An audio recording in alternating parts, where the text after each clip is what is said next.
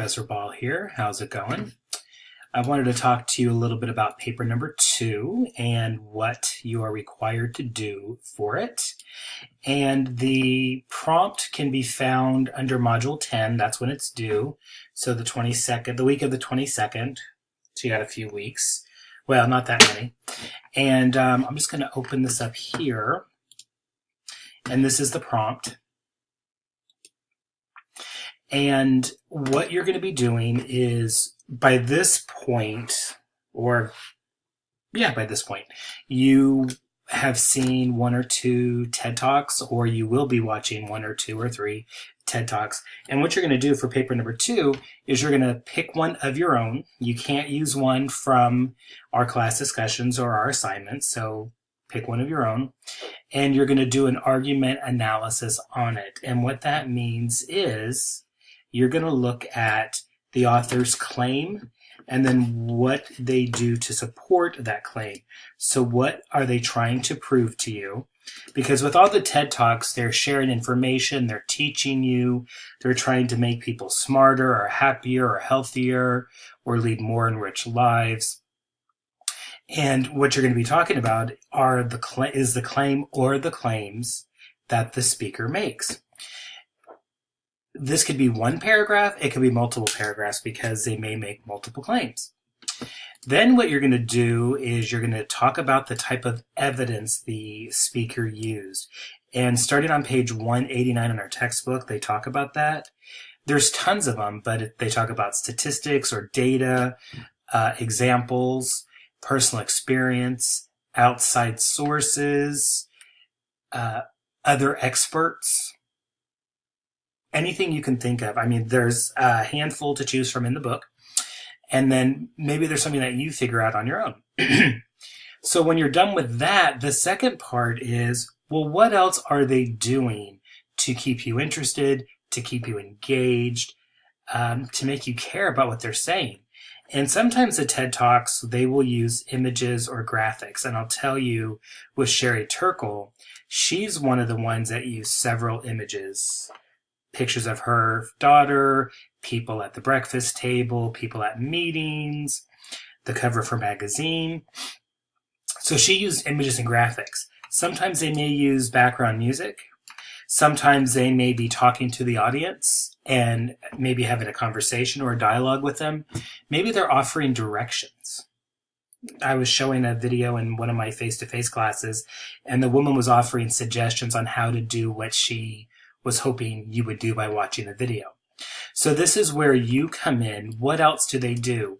What about the lighting? Most of the time they're in this darkened studio and they're on a spotlight.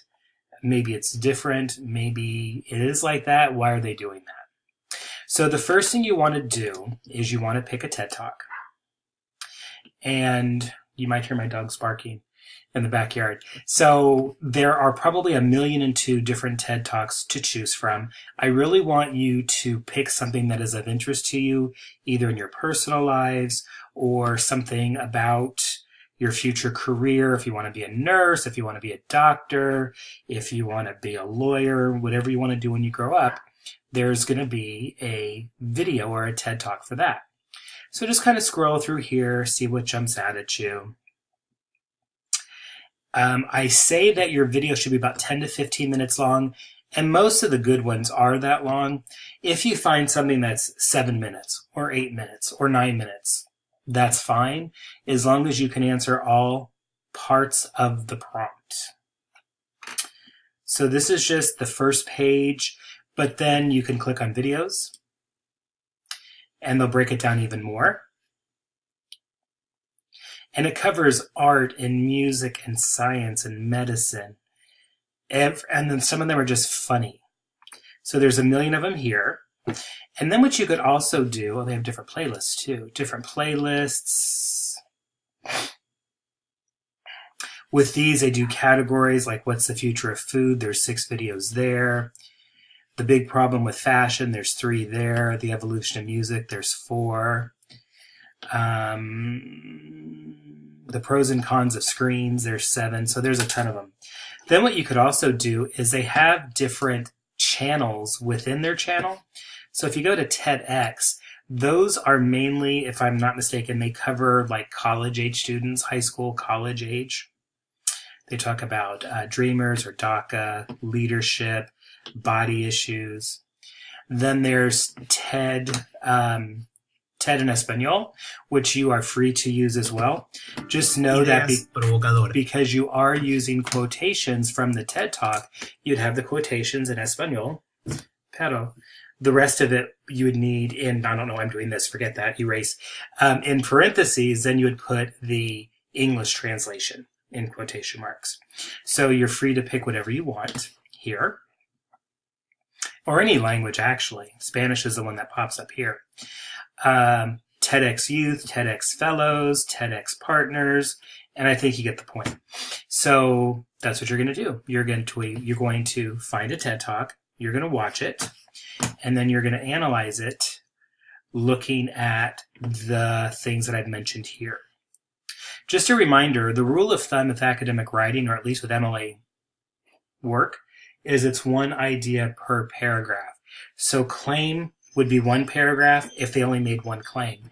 If they make 3 claims, you could do 3 paragraphs. If there's evidence, there's going to be evidence. For the evidence, there's going to be more than one paragraph. Like if you have a paragraph on their use of data or statistics, that's 1. If you talk about their use of personal interviews, that's 2. Personal experience, that's 3. Experts in the field, that's 4. If they compare and contrast what they're talking about to another country or another group of people, I mean, there's a lot of different ways to look at it. So this could be 6 paragraphs, right? 6 paragraphs right there. This could be 1 or 2. And then you're going to do research again, like you did for paper number 1.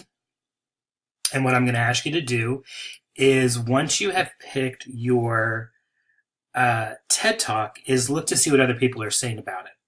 And what I'm going to ask you to do is see what either the TED Talker might be missing, read some articles, see what other people are talking about. For example, Connected But Alone with Sherry Turkle. What are other people saying about technology, social isolation, that kind of thing?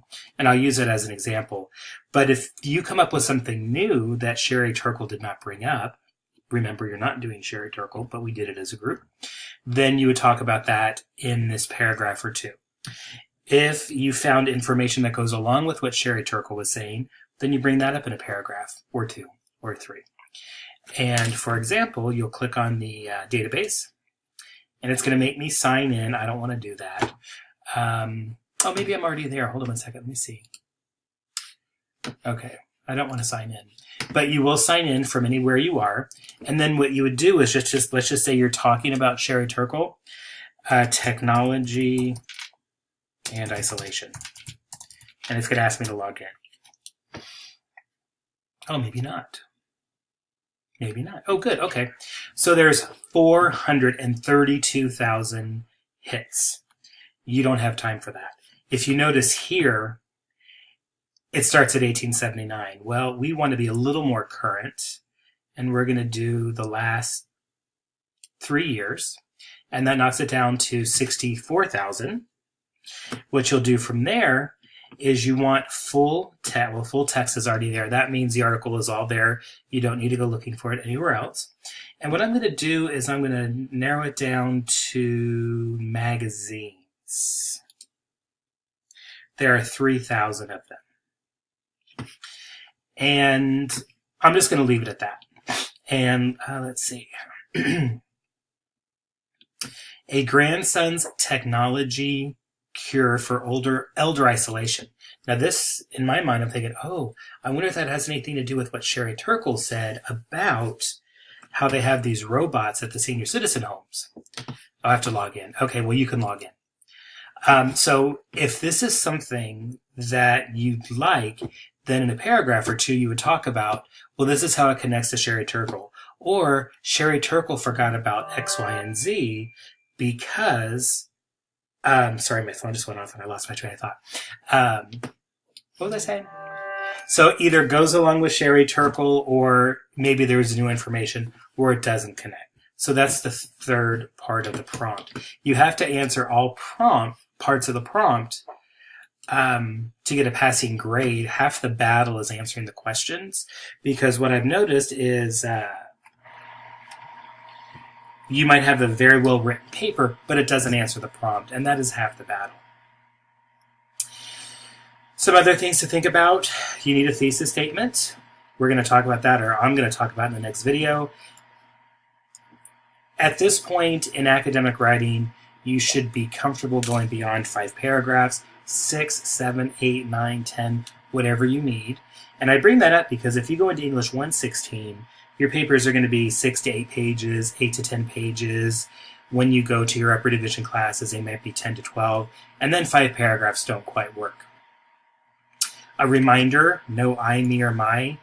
And I know some places will let you, some instructors will welcome first person. I don't for art purposes. There may be classes where they don't mind, but just listen to the instructor. And if you feel compelled to say I think or I feel, just get rid of I think or I feel and just the sentence should still make sense, because this is all your opinion. I'm looking at 3 to 4 pages in MLA format with a works cited page, and we'll talk about that in a minute, because I gave you a little bit of wrong information in my audio clips to you before. You do need quotations, and you want to make sure that they're not hit and run, and that means that they are blended in with your own words. And then, because you have about 2 weeks, if you're on the main campus or any of the campuses, you can go to tutoring or the writing center. If you're on the main campus, it's in the 420 building.